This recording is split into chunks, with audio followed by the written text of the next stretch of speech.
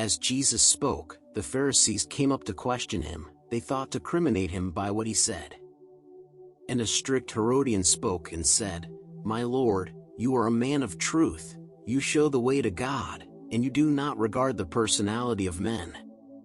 Tell us, what do you think? Should we, who are the seed of Abraham, pay tribute unto Caesar, or should we not?"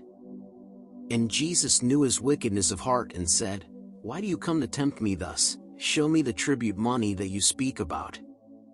The man brought forth a piece of coin on which an image was engraved.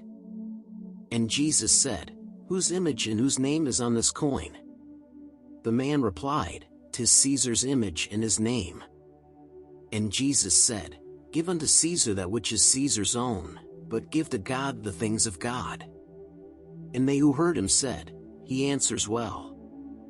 And then a Sadducee, who thinks there is no resurrection of the dead, came up and said, "Rabboni, Moses wrote that if a married man shall die, and have no child, his widow shall become his brother's wife.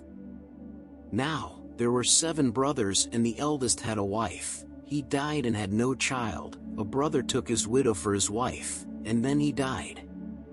And every brother had this woman for his wife, and in course of time the woman died.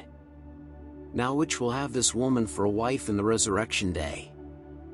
And Jesus said, "Here in this plane of life men marry just to gratify their selfish selves, or to perpetuate the race, but in the world to come, and in the resurrection day, men do not take upon themselves the marriage vows. But, like the angels and the other sons of God, they form not unions for the pleasure of the self, nor to perpetuate the race. Death does not mean the end of life. The grave is not the goal of men, no more than is the earth the goal of seeds. Life is the consequence of death. The seed may seem to die, but from its grave the tree arises into life. So man may seem to die, but he lives on, and from the grave he springs up into life. If you could comprehend the word that Moses spoke about the burning bush that burned and still was not consumed, then you would know that death cannot destroy the life. And Moses said that God is God of Abraham, of Isaac, and of Israel. God is not God of dead men's bones, but the living man. I tell you, man goes down to the grave, but he will rise again and manifest the life. For every life is hid with Christ in God, and man shall live while God shall live.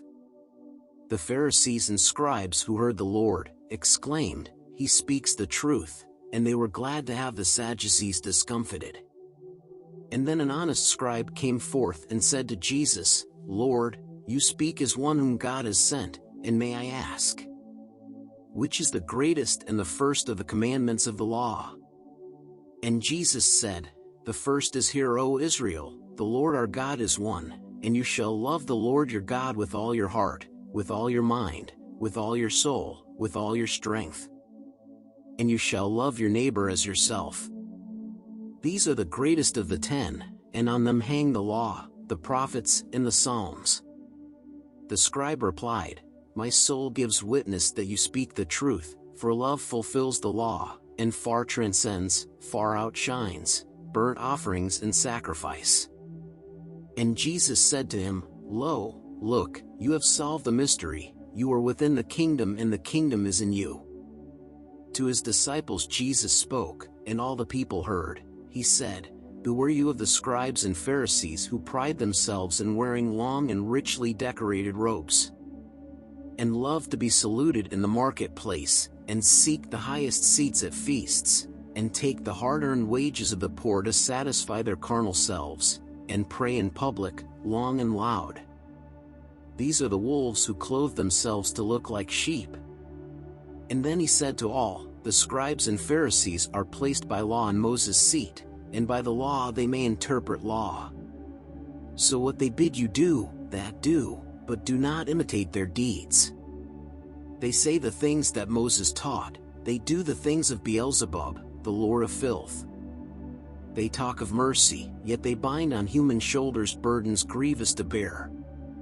They talk of helpfulness, and yet they put not forth the slightest helpful efforts for their brother man.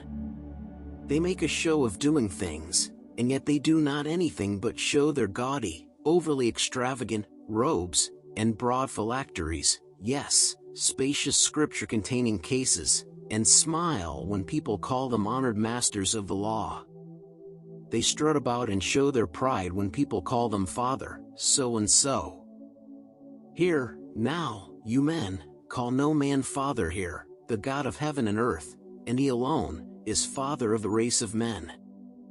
Christ is the hierarch, the sacred ruler, the high, exalted master of the sons of men. If you would be exalted, sit down at the Master's feet and serve. He is the greatest man who serves the best.